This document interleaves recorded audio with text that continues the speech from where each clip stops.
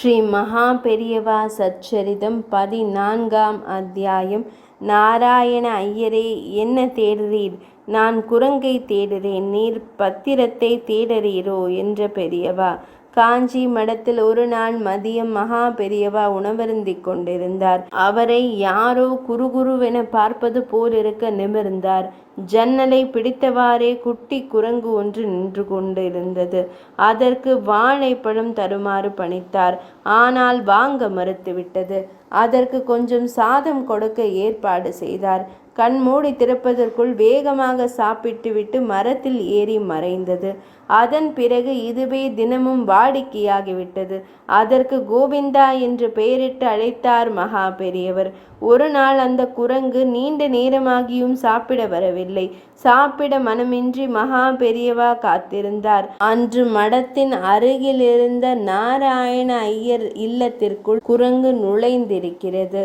அதை கவனிக்காத ஐயர் கதவை பூட்டிவிட்டு மடத்திற்கு வந்துவிட்டார்.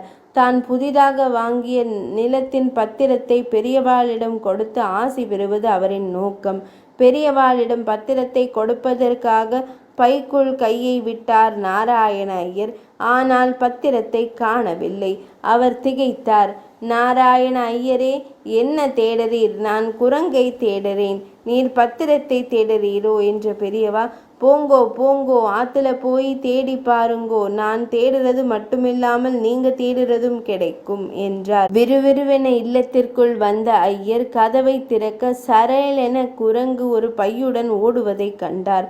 அந்த பையை பார்த்ததும் தான் அதில் பத்திரத்தை வைத்தது நினைவிற்கு வந்தது. குரங்கை துரத்தியபடி அவரும் பின்தொடர்ந்தார். தெருவில் உள்ள எல்லோரும் வேடிக்கை பார்த்தனர். ஓடிய குரங்கு மடத்திற்குள் நுழைந்தது. பெரியவா அதனிடம் அன்புடன், கோவிந்தா, உனக்கு பசிக்கலையா?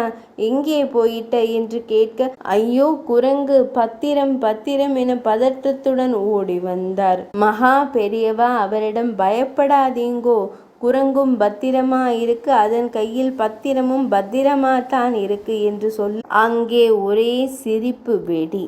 அதன் பின் தன் முன் குரங்கு போட்ட பத்திரத்தை எடுத்த மகா பெரியவா ஐயரிடம் வழங்கி ஆசியளித்தார். 14ஆம் அத்தியாயம் இனிதே நிறைவடைந்தது.